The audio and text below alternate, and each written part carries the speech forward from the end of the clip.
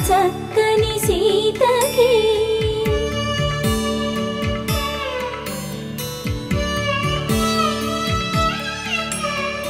ఎర్ర జాబిలి చేయి రాముడేడని అడుగుతుంటే చూడలేదని పెదవి చెప్పలేమని కనులు చెప్పే నల్ల పూసై